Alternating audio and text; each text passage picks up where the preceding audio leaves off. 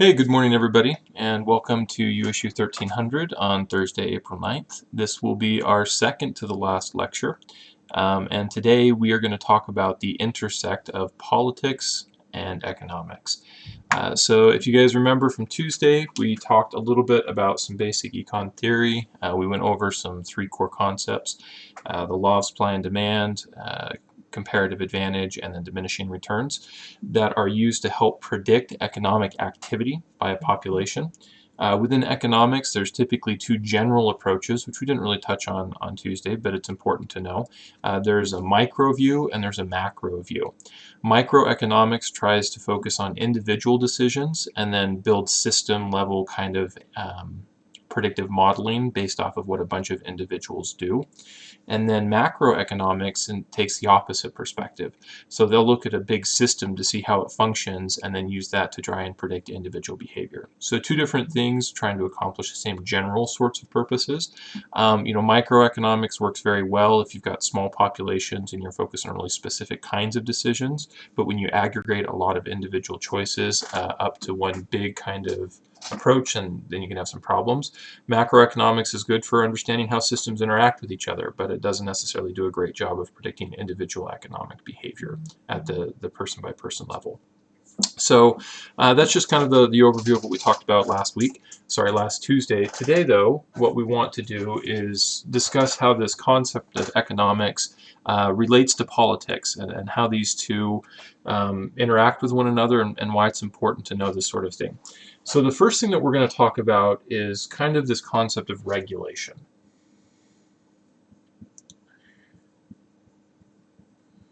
So within economic theory, governments at different times and in different places have had different approaches to how involved they should be in the economic output of their particular societies. And this is typically done through a mechanism that we call regulation. So if we have two extremes here, we would have what we call a planned economy.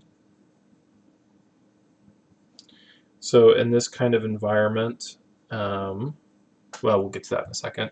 And then we have what we would call a pure free market. And I should put pure above that, just to explain that this really is an outlier. So this is kind of the gamut of how governments might approach regulating economic output or economic activity within their specific sphere of influence. Over here we have planned economies, and what this is suggesting is that the government goes ahead and it plans every kind of economic output that is conceivable. So how many cars are produced, how many loaves of bread are produced, how many shirts people can buy, the cost of homes, the cost of wheat, absolutely everything has a plan. And a central governing body is responsible for creating 1 year, 3 year, 5 year, 7 year, 10-year plans that dictate what's going to happen with economic output. This doesn't work, and we'll talk about why in just a second. On the other perspective, we have a pure free market economy. In this kind of situation, this is pure laissez-faire. Okay, so anything goes. There's no government regulation of any kind. There's no government involvement of any kind in any sort of economic decisions. The market is completely left to its own wills and whims. We also have real problems with pure free market economies as well from a human perspective, and I'll explain why in just a second. And so it's important to note that these are the extremes. A planned economy, a pure planned economy where absolutely everything is regulated down to the last nickel or penny, and a pure free market where absolutely nothing is regulated. Most countries in the world fall somewhere in here. Okay, so there's no country in the world that has a pure free market economy. It doesn't exist. And if we look at planned economies, probably the closest that we have right now would be something like North Korea. There have been several attempts at planned economies, typically through communism. So when you look at Cuba, the old USSR, East Germany, the Soviet bloc, basically, some nations in Africa that adopted communism during the middle of the 20th century. There were attempts to go ahead and have planned economies, but even in those environments, there's still some sort of free market that operates, typically known as a black market. And so we've never seen a country successfully implement a pure planned economy, although, like I said, North Korea probably comes closest to that. The reason why neither of these two work comes down to a couple of basic fundamental flaws. All right, so we're going to focus on this planned economy perspective first. Oh, give me just a second. I apparently have lost my board wiper. So we'll use my hand.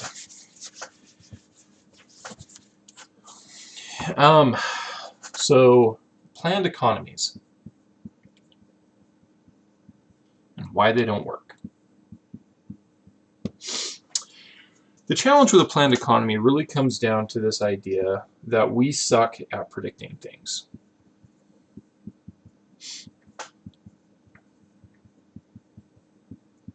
Especially long-term predictions, and especially complex modeling.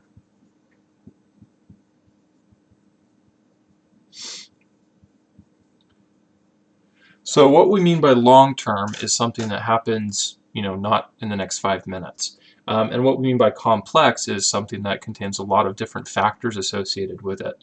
And humans are really bad at this. One of the great advances right now in computing is to use machine learning and artificial intelligence to try and get better at this long-term predictive modeling, to be able to account for a ton of complex factors and to be able to say with some accuracy, a high degree of accuracy preferably, this is what's going to happen next year, next month, next week, okay, in a variety of situations. When you look at practical examples that show that we're bad at this, the first place that most people start is the weather. Okay, so we actually know quite a bit about weather patterns. We understand the basic interaction between a variety of systems. We understand how temperature affects weather. We understand how humidity can affect weather. But there's still so much that we don't get, which is why when you look at weather prediction models out to 3 days, they're generally very, very accurate. You can look at a 3-day weather prediction and say with a high degree of confidence, this is probably what's going to happen in my local area. When you go out to a 5 or a 7-day forecast, things get a lot fuzzier. And anybody who says they're able to accurately predict the weather with any degree of meaningfulness beyond that is really kind of blowing smoke. And there are companies that try and do this, say we have a 15-day forecast or a 21-day forecast, and that's great. They're welcome to that kind of claim, but when you look at the actual accuracy of those models, they have some real challenges. So something like the weather, which is a really large, complex system, and it extends more than the next 5 minutes, and it's something we've been dealing with the entire history of humanity, we're still really bad at making highly accurate predictions about what exactly is going to happen at a given place at a given time. So I have some challenges saying we're going to get exactly 0.5 inches of rain between 12 and 12:30 Saturday, this upcoming Saturday, right? I'm going to have some challenges with that. I might be able to say, yeah, it's probably going to rain on Saturday. We've got an 80% probability that that's going to happen, but that's really as good as our modeling gets. When you take this kind of challenge and you start to associate it with economic activity, you start to see real problems here then. Because in a planned economy where we're trying to plan all of our economic output and input, we just can't do it. A 5-year plan or a 1-year plan is responsible for saying this is exactly how many cars we need, this is how many nuts we need to make those cars, how many bolts we need to make those cars, how many leather upholstery seats we need to make those cars, this is how much labor is required to produce all of that stuff and to assemble the vehicle, this is where all of the resources are going to come from, this is the logistics chain necessary to get all of those resources there, and again, this is all being done by a central administration, so it's government controlled. And that's for just one basic good. That's an automobile. And so when you look at the historical examples of our attempts at planned economies throughout human history, we fail. Okay. One of my favorite stories of this out of the Soviet Union actually is a plant that made bolts. So it was a plant that took steel and it turned that steel into bolts. Okay, and they had a plan. And it's used as a description of why the Soviet economy fell. So 1 year the plant might receive an order for 10,000 bolts because that's what their planned economy demanded from that particular manufacturing site for that particular year. So they make 10,000 bolts. Well, it turns out the economy only needed 6,000 bolts from that particular plant that year. So what do they do with the other 4,000 bolts? Do they keep them and then sell them for next year or use them for next year's manufacturing? No. they melt them down, and then they remanufacture the bolts again next year. And they continue that cycle, which has a resource loss associated with it. And so that's hugely inefficient for economic activity. That's a ton of wasted labor, and it's a ton of wasted resources. And the Soviet economy fell in large part because it was so poorly managed from a central administrative position. And I don't know what you guys have heard, but Russians are actually pretty smart. Okay, they're some of the most brilliant mathematicians, generally speaking, in the world. They understand some things really, really well. They couldn't do it. The East Germans couldn't do it effectively. As efficient and ordered and as rigorous as they can be to adhering to certain kinds of planning, they couldn't effectively manage a planned economy. North Korea can't effectively do it. A lot of North Koreans are starving. They're underfed. They're malnourished. They don't have access to basic goods and services for a variety of reasons, but one of them is because their economy works so inefficiently. And this is actually seen tangibly. If you compare South Koreans to North Koreans over the last 60 years, just in the last 60 years, South Koreans are on average taller, heavier, and healthier than North Koreans. And that was just because of a political decision to go ahead and draw an imaginary line on a map, and one system had a completely different setup than the other from a political and economic standpoint. South Koreans are different today than their North Korean cousins, and they're healthier, they're better fed, and they're taller, right? Because their economy was able to provide them with basic goods and services far more efficiently than this attempt at a planned economy was. And so this is one major reason, is we just can't accurately predict well what's going to happen in the future. If you think of this at an individual level, I want you guys to think about, what are you going to do when this lecture ends? I want you to predict what you're going to do when this lecture ends. I think most of you can make that prediction fairly accurately. You're going to go get some food, you're going to take a break, you're going to do some homework, you're going to go outside and see the sunshine. You know, you have a fairly accurate model of what's going to happen in the next 30 to 45 minutes. Now, what are you going to do at this exact same time tomorrow? What about next week? What about next month? What about next year? How confident are you in the predictions that you make at each of those time spans just for you and your individual life? Think about managing a relationship. If you're dating somebody, if you're with somebody, how confident that you're going to be with that person 5 o'clock p.m. Okay, today. Great. What about next Thursday? Okay, what about a month from now? What about 6 months from now? What about 25 years from now? And so it helps illustrate this point that even in really personal things where we ourselves have a lot of knowledge about how we respond and react in a given situation, we are still really, really bad at this concept of predictive modeling for long-term consequences. And so this is a challenge. Planned economies fail because we can't accurately predict what we need and what's going to happen with a high enough certainty to make them effective. So that's the challenge with planned economies. All right, I guess I should pause there. Does anybody have any questions they want to throw in the chat before we move on?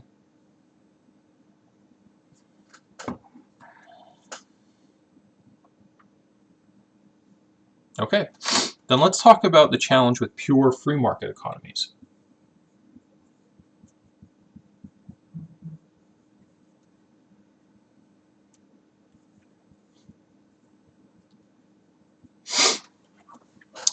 So the idea behind a pure free market is the government takes absolutely zero involvement in economic activity. They don't plan, they don't regulate, they don't legislate, they do nothing. Okay, the economic activity of the system is allowed to run however it wishes to go.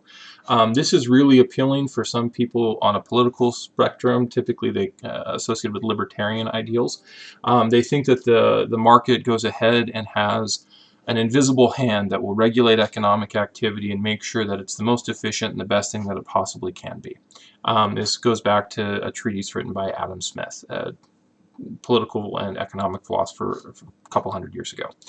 The problem is, though, is that economic activity, when focused on in isolation, I mean, we just look at economic activity, is divorced from any sense of human morality.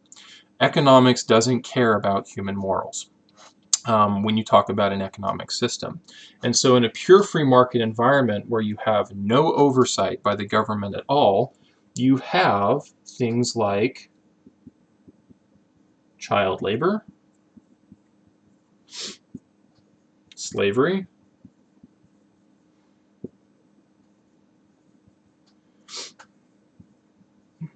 sex workers, forced, okay, because again, kids forced to be sex workers, slaves forced to be sex workers. There's no morality here that's dictating what's legal or not legal.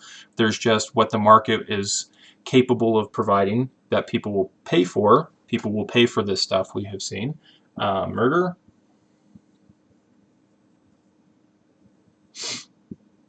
monopolies,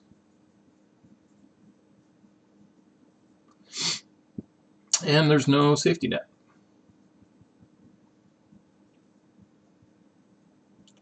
Because again, the government does not regulate any sort of economic activity at all in any way. And so economic activity is allowed to exist if somebody is willing to pay for it. And if somebody's not willing to pay for it, then there is no economic activity. And so in this sort of pure free market environment, you have child labor, because child labor is something that people are willing to pay for. And it's something that some people will be willing to offer the resource for. You have slavery, because some people are willing to pay for that, and some people are willing to make slavery happen. You have forced sex workers, okay? Because again, there are people that are willing to pay for that service or good, and there are people willing to make sure that that good is provided. This exists today even with government regulation. You have murder, okay? You can pay somebody to go kill somebody else. Again, there's no legislation associated with any kind of economic activity, and so you have murder for hire. Okay, that becomes a potentially legal thing to have happen in a pure free market, no regulation at all sort of environment. You have monopolies, which is really kind of ironic, because free market proponents typically say, well, you know, free markets self-regulate and they make sure that we efficiently use resources.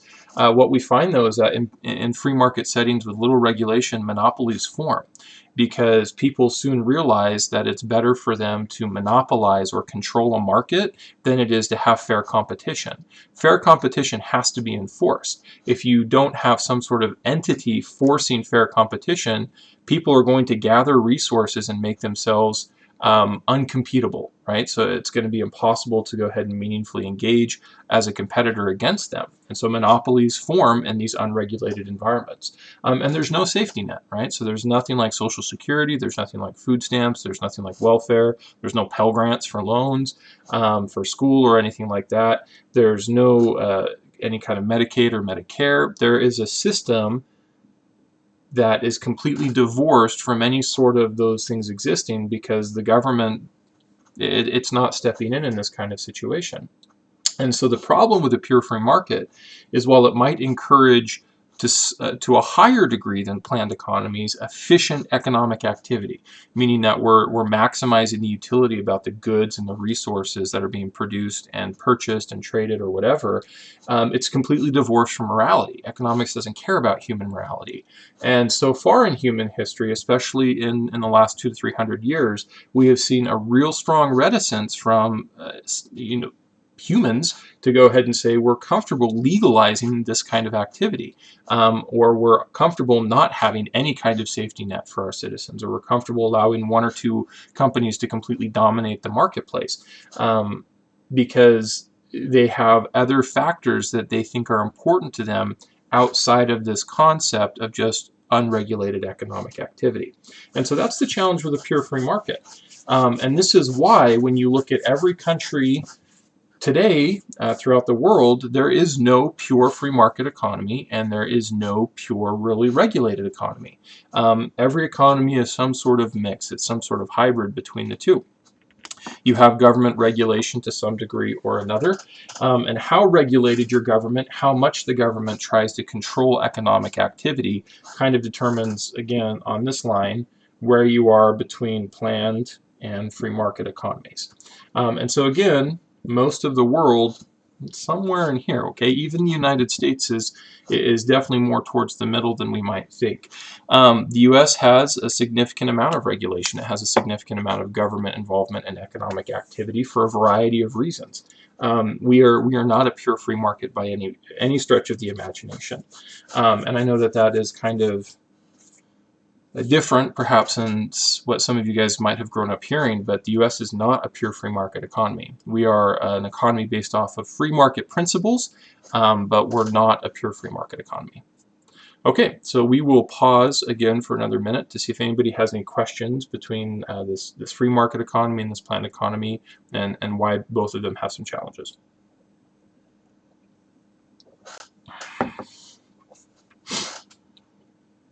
Okay.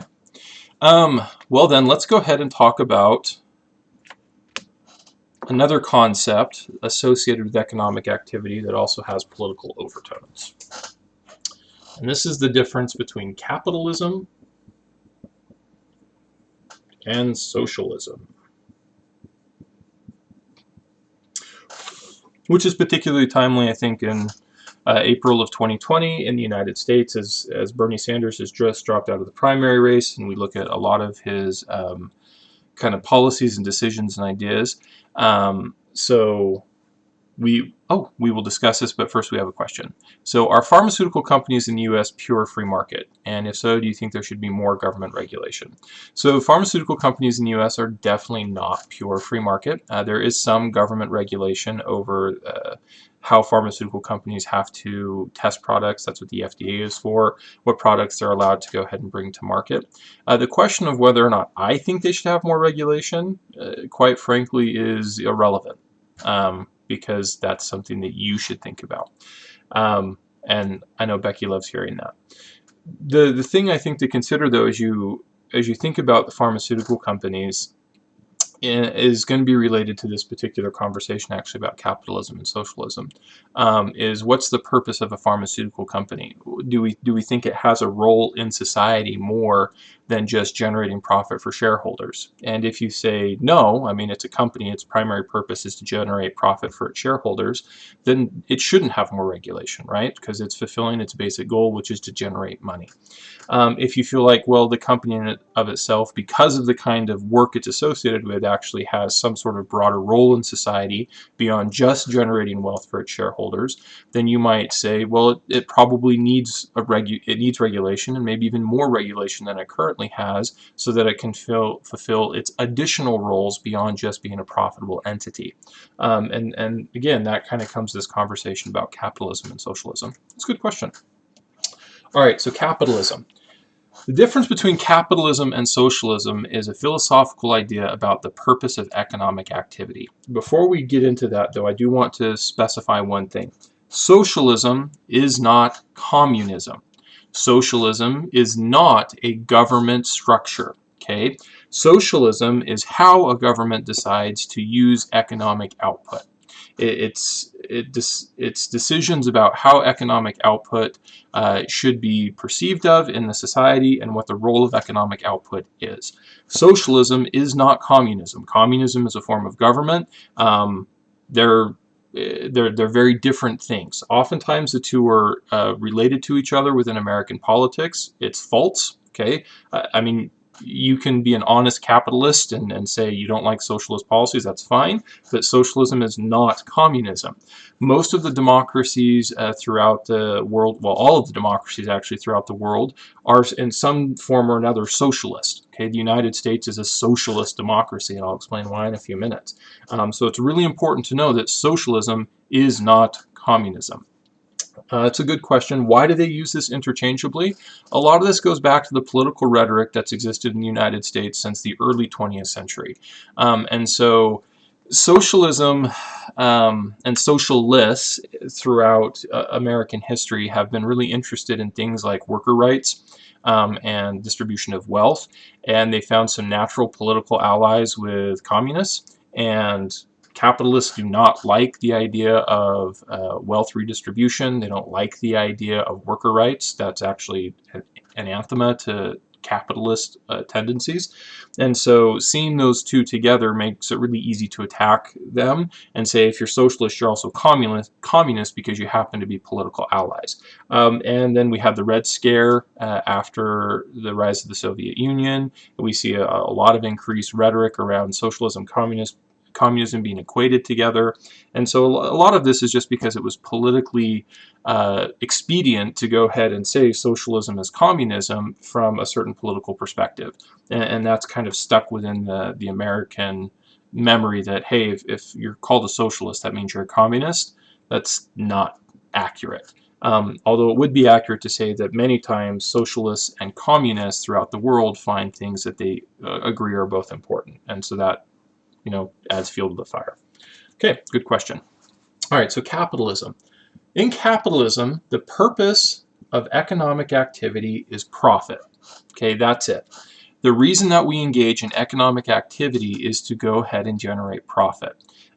That's the focus, that's the core reason that economic activity exists. Socialism says that the reason we have economic activity is to generate utility, meaning that economic activity should be useful for something besides just generating more economic activity or more wealth. The wealth exists, but the wealth should be used for something. Now, capitalist ideas, and this is where things like trickle-down economics come from, capitalism says that when you have an economic system focused on profit, the whole system as a whole is going to be wealthier, right? Because you have less regulation, people are more inspired, more motivated to work for their profits, and so people make more profits, and so you have a system that is wealthier in general than if it was not focused on the core of economic activity being profit.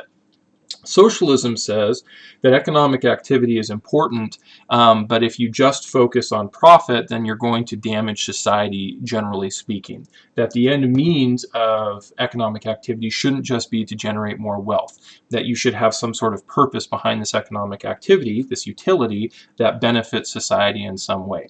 And so they will say, economic activity is good. We should have, free market systems with regulation. We should go ahead and continue to generate wealth, but that wealth needs to have a specific purpose within our society. And that's how you benefit society as a whole, not just expecting that everybody gets wealthier and so everybody's better off. The differences in the real world between these two kinds of systems can be fairly stark.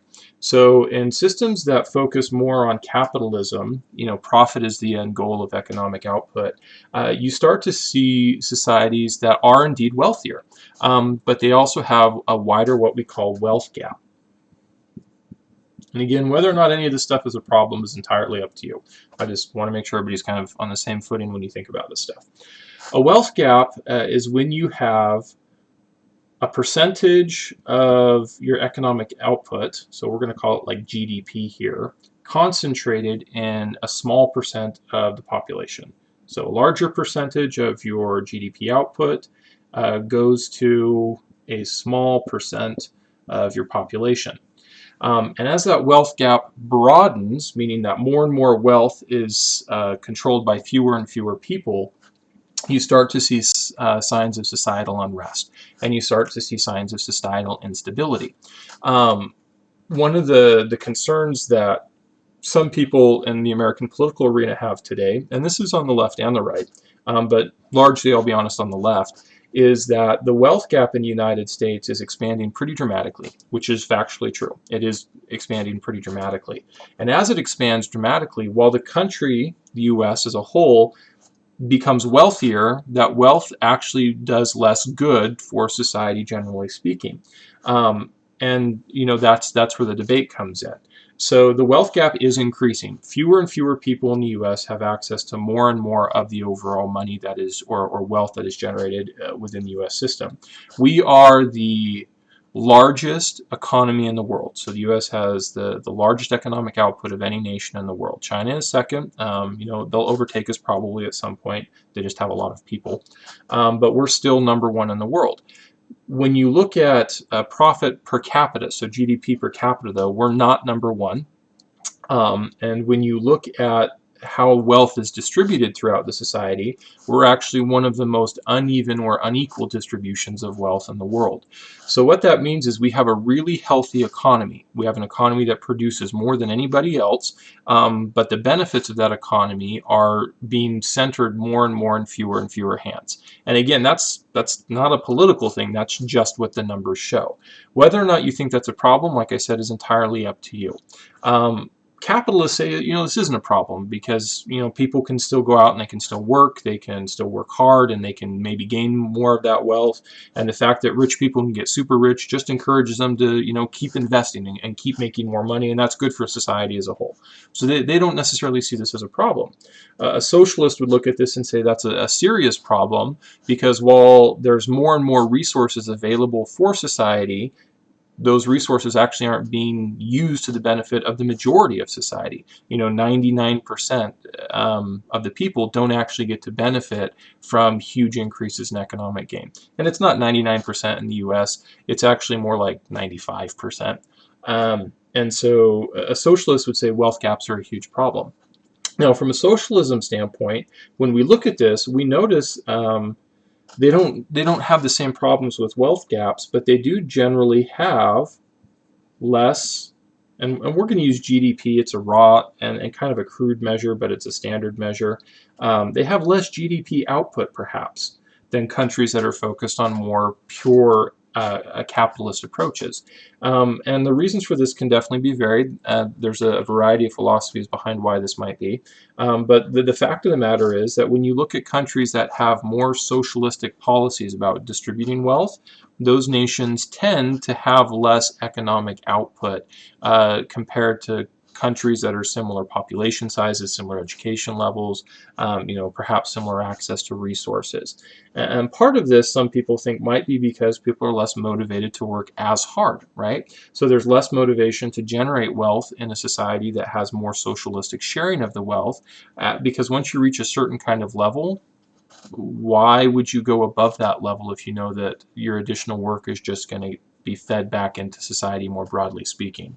So, I mean, after you make $300,000 a year, everything, anything you make over that is taxed at a 95% tax rate. What's the benefit to you personally to continuing to work really hard or to generate a lot more wealth when, most of that wealth, the vast majority of it, might just get plugged back into society, generally speaking?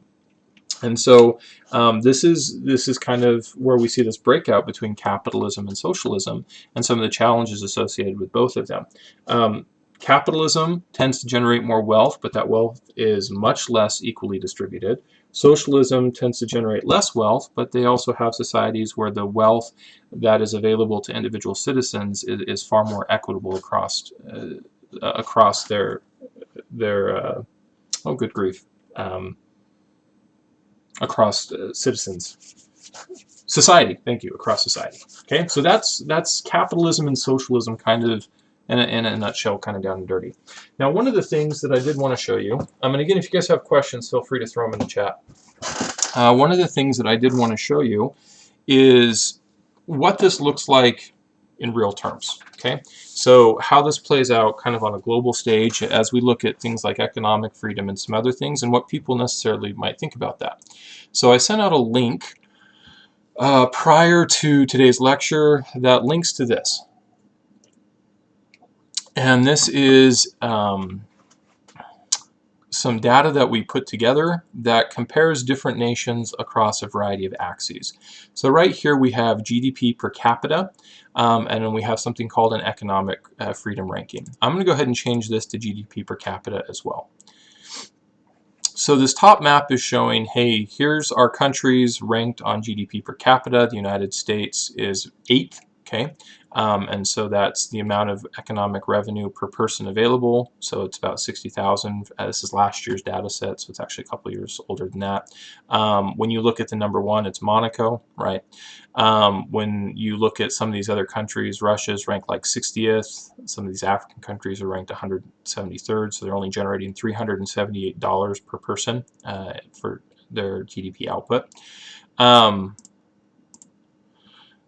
When I change both of these to GDP per capita, I want to go ahead and show you this bar right here. This bar is showing if there's a relationship between these two particular metrics. Okay, so this is a one-to-one relationship because both of these are GDP per capita.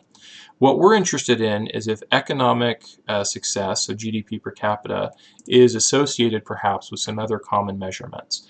And so we might look at something like overall happiness, right? So does GDP per capita relate to the overall happiness of a population? And what we find here is there is some clustering around this line. And so again, a one-to-one relationship would mean that the country that ranks number one in GDP also ranks number one in happiness. And what we see is that's not necessarily true. So Monaco is the wealthiest nation per person, but Finland is the happiest nation per person. But you know, Finland also ranks fairly well when we look at this clustering of successful GDP countries. And so there does seem to be some sort of relationship between how wealthy a society is and how happy a society is. What if we look at something like health? Okay, so how wealthy is my society compared to how healthy is my society? Again, we see that there is some clustering. Okay, now we do have a lot of outliers. That's these things that are away from the bar, which suggests this is not a one-to-one relationship, but we do see that there's probably a relationship, at least to some extent, between how wealthy countries are and how healthy countries are. Okay, now this one I thought was kind of interesting. So this is health expenditure per capita ranking. So how much money do I spend on healthcare per person in my country, and what's my overall health ranking? The United States spends, we're number one right here. Yay, number one. We spend more on healthcare per person on average than any other nation in the world. When we look at our overall health ranking, though, we're 37th. Okay, we are definitely an outlier here. And as we look at this, we notice that some of these outliers are pretty significant. Okay, so Albania doesn't spend nearly as much money. It's 149th ranked out of like 180 nations, but it's still top quartile or top half of healthy nations, right? And then we have some countries that spend a ton of money in comparison to how healthy their nation actually is. And so again, there's a relationship here, but that relationship's not necessarily one-to-one. This one I also thought might be kind of interesting for people to look at, which is our GDP per capita versus our corruption perception. So how wealthy are we compared to how corrupt are we? And honestly, there's kind of a correlation here. Um, Again, we have here, so this is Guinea. They are 67th in GDP, and they're considered one of the most corrupt nations that we have currently rankings for, right? So Bahrain, very wealthy, also very corrupt. And then we have other nations like, again, Denmark. You know, they're very wealthy, but they're not corrupt at all from the perception of their citizens. And so again, this stuff is not necessarily designed to definitively prove anything. I just think it's helpful to start looking at how economic activity can be related to other aspects of human existence, because that's the intersection of economics and politics, right? Politics or governance is designed to provide first, security for the population, and then second, whatever the population thinks is important. And you can't provide goods and services for a population without economic output. And so do we have countries that are wealthier and happier, or does wealth actually correlate with happiness? Is it possible to be happy and poor, for example? Is it possible to have social programs without a robust enough economy? Can socialism exist without capitalism? I think the answer to that last one is no, right? Socialism has to have some sort of economic engine. But capitalism in and of itself can't exist in isolation either when you have democratic societies that are really actually democratic. Because people will look at the economic output and say, hey, we need to find something that's going to effectively share the wealth, right? We need to have some sort of government involvement that makes it possible for those who the system doesn't work for to still have some sort of benefit from being a citizen of the country. So that's socialism and capitalism. Again, some things that I thought might be interesting. You guys are welcome to play around with that link. If you're interested where the data sets came from, there's like a little black arrow on that screen. You can click and it links to all of the data sources that we use to go ahead and build that particular workbook. So we have a few minutes left. I am curious if anybody has any questions. It's been a relatively quiet chat today about anything that we have talked about before I have just a couple of announcements for the students of the class.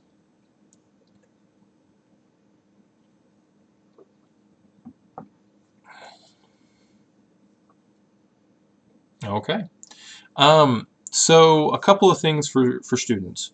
First, your most recent paper is going to be graded and submitted into Canvas by tomorrow. We will leave comments on your graded papers that will hopefully give you some idea of why we scored your paper the way that we did. Your third final paper is due next Friday. So I went ahead and I changed the due date and I pushed that out.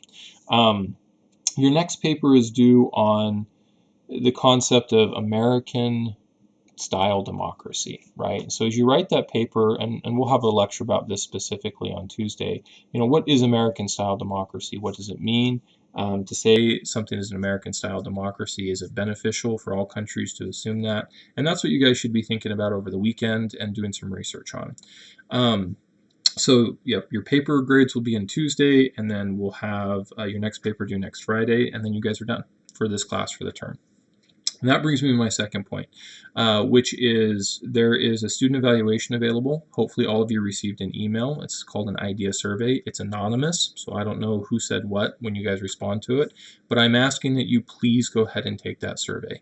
It's extraordinarily valuable, and the class has been improved over time because you guys have gone ahead and ensured that you have given us honest feedback. So please, please, go ahead and take 5-10 minutes is all it will take to go ahead and do that. Oh, I changed it to Saturday. Madeline, if Canvas says it's due on Saturday, we're going to roll with Saturday due date. I'm perfectly fine with that. So again, please go ahead and take that survey. I will email out a link to everybody today just to make sure that you guys have the link to the survey. Please take it. It's really valuable, and it gives you an opportunity to provide anonymous feedback about anything related to the course. Okay, well, just anything in general, I suppose. And the last thing that I want to talk about is to help you guys write your last paper. We will be doing another AMA. So I'm going to open up that tomorrow, which is, again, basically just you guys can ask me anything about the economic lectures that we've had. You can even throw in some early questions about American-style democracy, which is the subject of our last lecture on Tuesday. So that will be available for everybody. We're going to leave it open for a few days.